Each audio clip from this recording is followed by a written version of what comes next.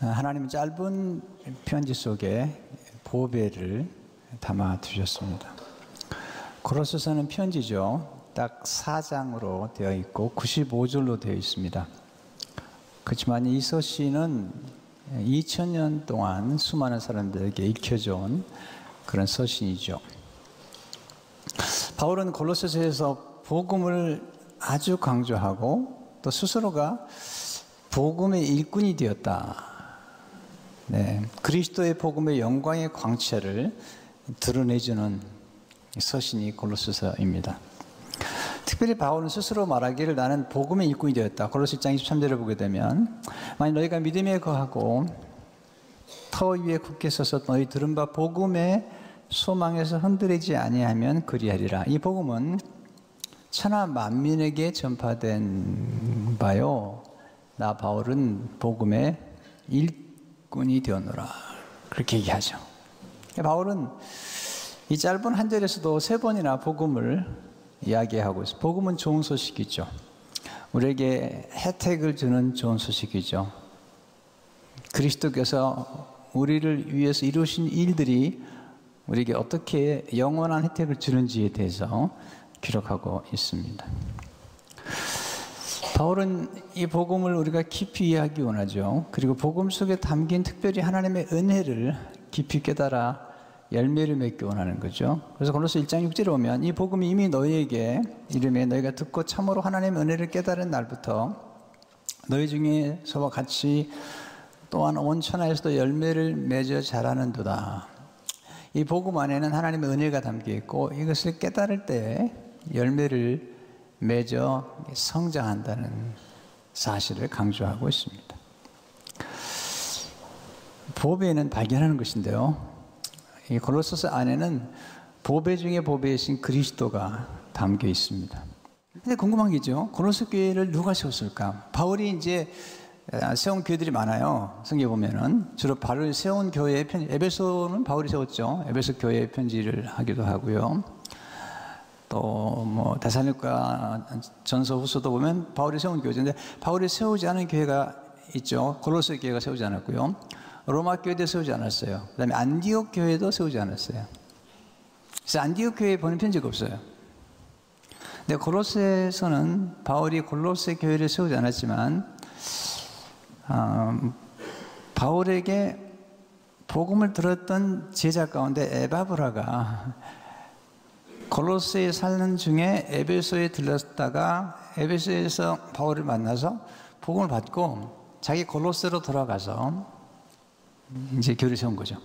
고로새 1장 7절을 보게 되면 이와 같이 우리와 함께 종된 사랑하는 에바브로에게 너희가 배웠나니 이렇게 얘기하잖아요. 내가 너희를 가르쳤나니 하지 너희가 배웠다. 그는 너희를 위한 그리스도의 신실한 일꾼이요.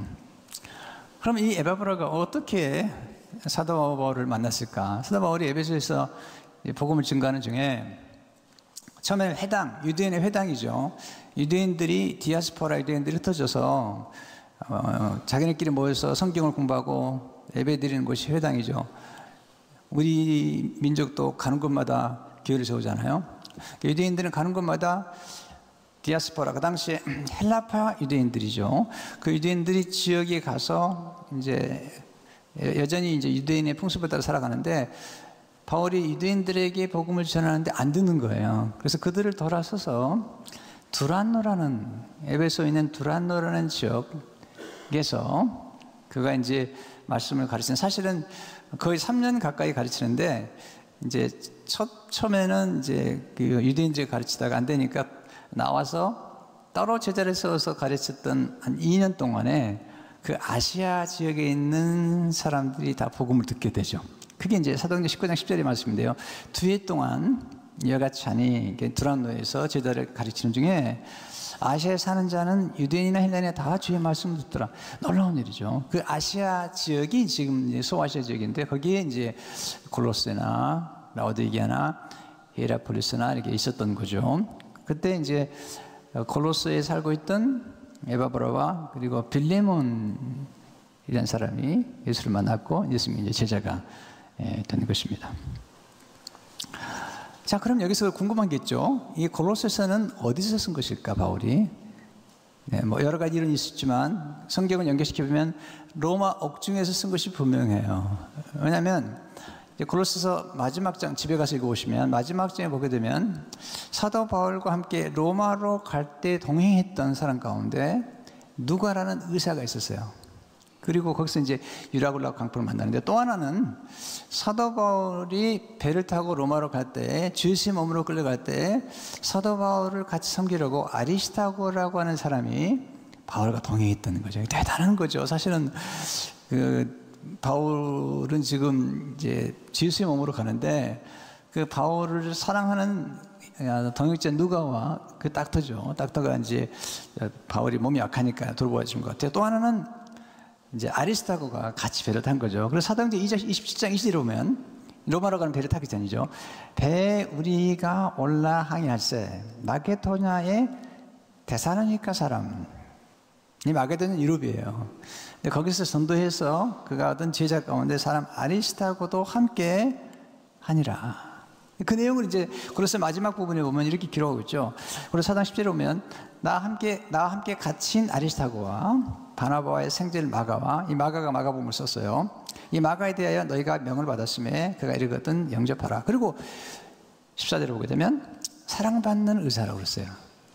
누가와 또 데마가 너에게 문하니. 그러니까 로마로 이제 왔던 사도 바울과 함께 왔던 누가와 아리스토가가 지금 로마에 있으면서 사도 바울을 돌보는 중에, 그때 골로새에서 목회하고 있던 에바브라가 그 먼 로마를 찾아온 거예요.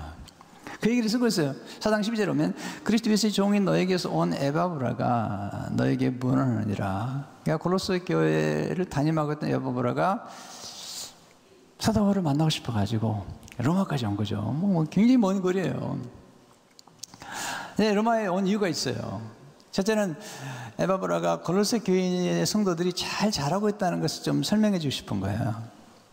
이게 바울에게 선생님한테 제가 복을 받았는데, 복을 받아가지고 골로새 교회를 세워서 섬기는 중에 교인들이 이렇게 잘 자랐습니다. 제가 다음 주에 말씀드리겠어요. 잘 자랐는데, 또 하나는 그런데 골로새 교회에 지금 문제가 있습니다. 이 거짓 교사들과 또 이 금욕주의자들과 영주주의자들과 그리고 그리스도가 충분하지 않다, 그리스도만 가지고는 안 된다 라고 주장하는 그런 율법주의자들도 있고 이런 사람들이 있는데 어떻게 하면 좋을지 모르겠습니다 라고 전하니까 바울이 그걸 듣고 이제 편지를 쓰게 된 것이죠. 자, 예를 들어서 골로새 2장 8절에 보면 누가 철학과 헛된 속임수로 너희를 사로잡을까 주의하라. 이것은 사람의 전통과 세상의 초동학문을 따르며 그리스도를 따름이 아니라. 어떤 사람들은 또 천사를 숭배했던 거죠. 성경은 천사는 숭배의 대상이 아니에요. 천사는 하나님이 만드신 피조물이에요. 그리스도께서 만드신 거거든요. 근데 그리스도를 숭배하지 않고 경배하지 않고 아직 겸손한 채 하면서 천사를 숭배하는 것을 아주 겸손한 채 한 거죠. 그래서 골로새 2장 18절 19절을 보게 되면 아무도 꾸며낸 겸손과 천사 숭배를 이유로 너희를 정죄하지 못하게 하라. 그가 그 본 것에 의지하여 그 육신의 생각을 따라 헛되이 과장하고 머리를 붙들지 아니하는지라. 온몸이 머리로 말미암아 마디와 힘줄로 공급함을 받고 연합하여 하나님이 자라게 하심으로 자라느니라. 어떤 사람들은 천사를 숭배하는 걸 자기가 겸손하게 한다고 생각하는 거예요. 그리고 이게 신비주의, 본 것을 과장하고 이렇게 얘기하는 거예요. 그리고 그리스도를 따르지 않은 거죠. 그 안에 있는 이제 문제들, 특별히 영주주의라는 철학 사상이 초기 사상에 발전했는데, 영주주의의 특징은 뭐냐면 눈에 보이지 않는 영은 다 선한 거지만 눈에 보이는 육이나 물질은 악하다고 하는 거죠. 그래서 영주주의 문제는 뭐냐면 예수님이 육체로 오지 않았다는 거예요.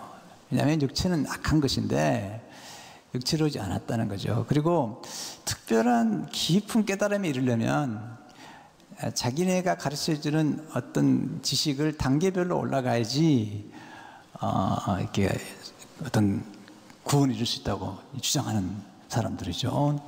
바울이 아니라는 겁니다.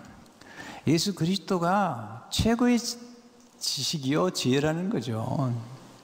그걸 이제 바울이 강조하려고 쓰게 된 거죠. 누가 이 편지를 바울의 편지를 골로새 교회에 전했을까요?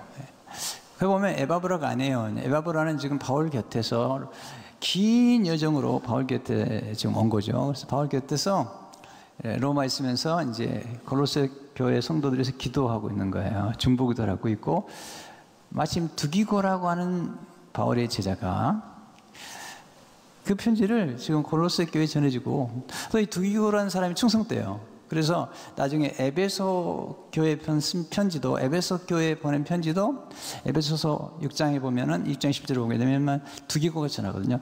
그래서 4장 10절을 보게 되면 두기고가 내 사정을 다 너에게 알려주리니 그는 사랑받는 형제요 신실한 일꾼이요 주 안에서 함께 종된 자니라. 그러니까 바울이 두기고에게 편지를 보낸 거죠. 이제 이 골로새의 스토리에 이제 그 약간 배경을 좀 설명을 해드리는 것입니다. 그러니까 골로새 교회는 유대인 교회가 아니에요. 원래 이방인 교회인데 유대인들 일부가 그쪽으로 이주를 해온 거예요. 근데 대부분은 이방인들이에요. 그러니까 이방인들에게 그리스도께서 얼마나 영광스러운 분인가를 유대인들만이 아니라 만물의 으뜸이 되시는, 만물을 창조하시고 그리고 만물이 그를 위해서 존재하는 그 얘기를 지금 하고 있는 거예요. 예수 그리스도로 충분하다는 거예요. 예수 그리스도로 영원하다는 것입니다. 자, 이게 이제 서론적인 말씀을 좀 드렸고요. 오늘 배우는 가장 중요한 두 번째는 하나님 주인의 괴수를 선택해서 복음의 일꾼을 세우셨다는 거죠. 바울이 누구죠? 자, 바울은 스스로 얘기하기를 자기 주인의 괴수라는 거예요. 바울이 스스로 물어봅니다. 바울이 누구냐? 바울이 무엇이냐? 골로새 교인들이요, 아볼로에 대해서, 바울에 대해서, 또 베드로에 대해서 얘기를 하니까 골로새 교인들에게 얘기를 하는 겁니다. 도대체 바울, 내가 누구냐? 고린도서 3장 5절을 보게 되면 그런즉 아볼로는 무엇이며 바울은 무엇이냐? 여러분, 한 사람의 인물을 이해하는 게 쉽지 않아요. 사실요, 우리도 우리를 모르는 거예요. 가끔 그렇지 않아요? 나도 나를 모르겠다고. 너 가끔 이런 얘기를 많이 하더라고요. 실수해놓고요, 말 실수하고 상처 줘놓고요, 한 달에 말이야 귀신이 씌었나 봐 그때. 귀신이 기분 나쁘다는 거예요. 지가 잘못해놓고 왜 나한테 그러냐는 거예요. 이렇게. 그러니까 우리 인간이 스스로를 아는 게 쉽지 않아요. 뿐만 아니라 우리 인간은 누구에게나 다 은밀한 어두운, 칼링이 말한 것처럼 섀도우가 있는 거죠. 여러분 자녀를 아십니까? 겉으로만 아시지 뭘 아십니까? 네? 우리는 모르는데, 네. 우리 자식이 안 그럴 거라뇨. 벌써 초등학교 4학년만 되면 이게 보통 일이 아닌가 지금. 네. 거기다 뭐 중고등부 들어가고 그러면 이제 뭐 상상을 초월한 일들이 우리 자녀들에게 일어나고 있는데, 우리 자녀는 아니라고요? 네. 아니, 그럼 우리는 누굴까요? 그러면 우리가 누군가를 알아갈 때 제일 먼저는 다른 사람이 말해주는 내가 아니라 내 스스로가 말하는 내가 중요한 거거든요. 바울이 스스로를 뭐라고 말하죠? 이게 바울이 역설적인 두 가지 면을 다 얘기하는 거죠. 하나는 굉장히 밝은 면을, 하나는 굉장히 어두운 그림자 얘기를 하고 있는 거죠. 1절을 보시면 하나님 뜻으로 말미암아 그리스도 예수의 사도된 바울과 형제 디모데는 스스로를 말하기를 하나님의 뜻으로 내가 그리스도 예수의 사도가 되었다. 굉장히 당당한 거죠. 이건 굉장한 권위죠. 내가 사도가 된 것은 하나님이 보내신 거다. 하나님의 뜻이다. 이렇게 얘기하는 거죠. 감히 누가 내가 전하는 메시지에 대해서 얘기하게, 내가 오늘 전하는 메시지는 내 얘기가 아니라 그리스도 예수의 메시지다. 사도라는 말의 뜻은 헬라어로 아포스톨로스인데요, 이 말은 이 명령을 받아 보내심을 받은 자, 메신저, 정권대사, 사절이라는 거죠. 그리스도의 대사라는 거죠. 번영을 받기 전에 부름을 받아야 되겠죠. 바울은 이렇게 하면 내가 부름 받고 번영을 받았다는 거죠. 로마서 1장 1절에 보면 예수 그리스도 종 바울은 그리스도 사도로 부르심을 받았다는 거예요. 이렇게 당당하잖아요. 그러니까 자신의 역할을 알고 있는 거죠. 바울이 그런 얘기 하는 거죠. 바울이 당당하게 얘기하죠. 내가 복음의 일꾼이다. 골로새전서 3절을 보게 되면 나 바울은 이 복음의 일꾼이 되었노라. 근데 바울이 또 겸손해요. 일꾼이라는 단어가 재밌는 단어인데 이게 헬라어로 디아코노스라는 단어예요. 디아코노스. 이 단어에서 시중 드는 사람, 웨이터, 웨이트리스 말은 나온 거죠. 집사, 목사, 종, 이게 다 디아코노스.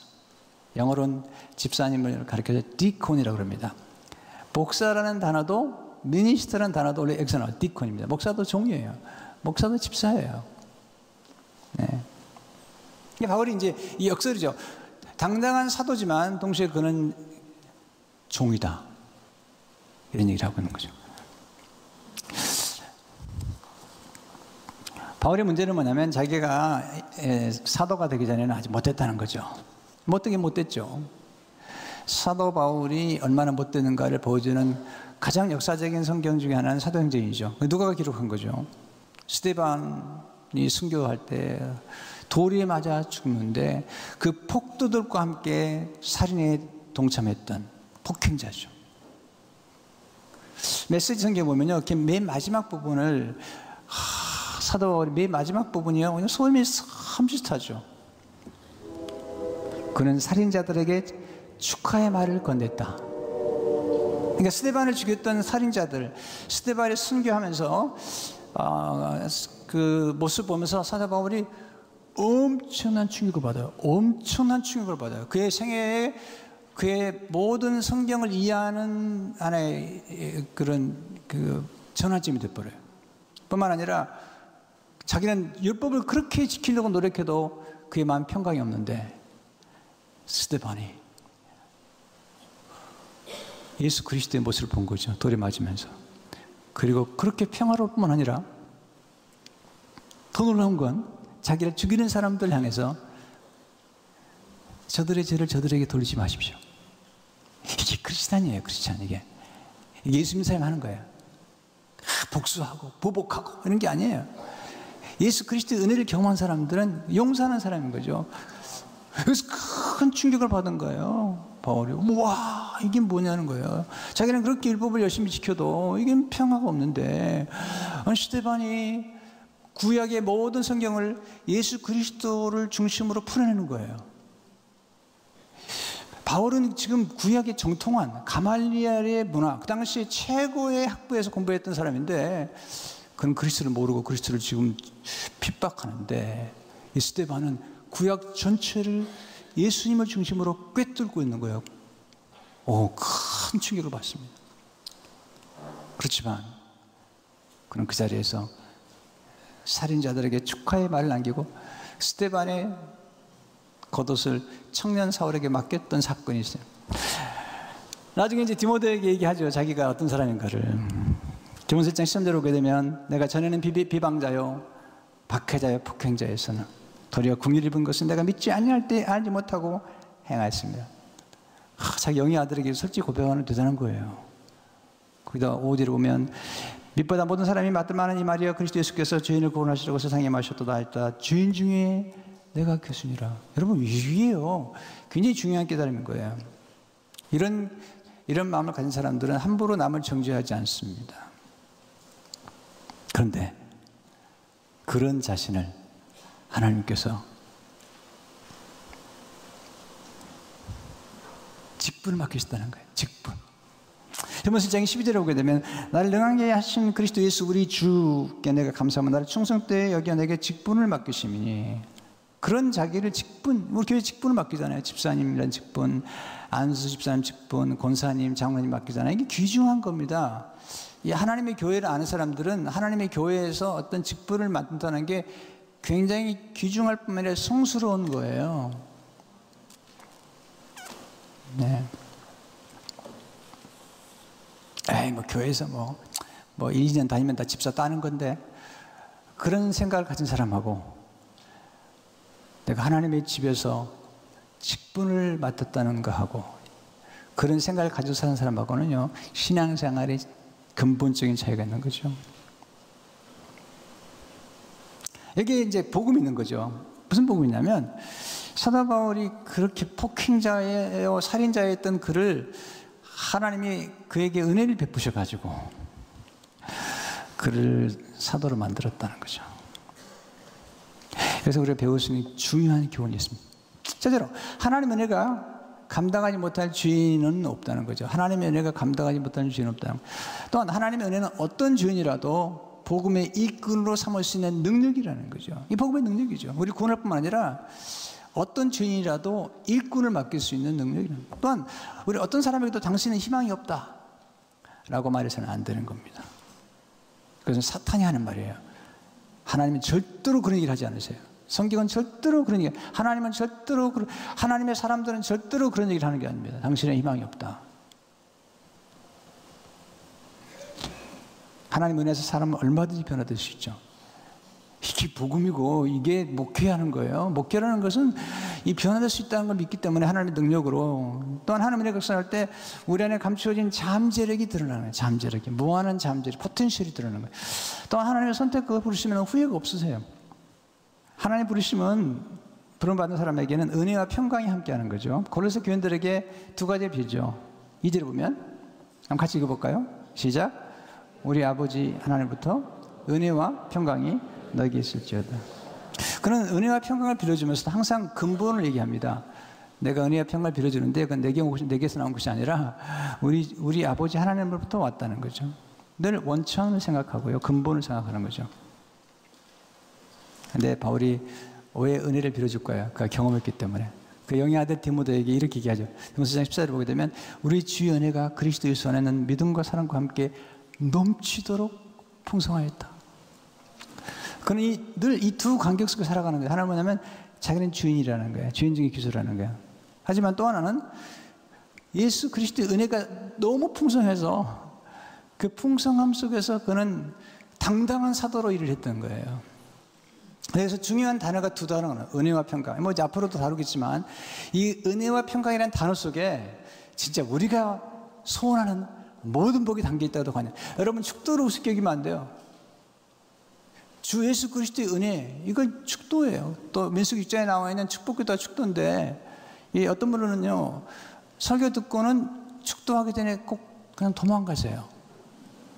그러시면 안 되는 거예요. 유명한 있잖아요. 한국에 있던 한 미군 병사가, 아프리카 아메리카 미군 병사가 와서 설교를 알아듣지도 못해요. 물어봤어. 나중에는 어떤 분이요, 왜 예배에 참석하는 거냐고. 그랬더니 자기는 축도를 받아야 되기 때문에. 축도 속에 은혜가 있잖아요. 주 예수 그리스도의 은혜가. 은혜라는 뜻이 너무 놀라워요. 은혜는 헬라어로 카리스입니다. 카리스.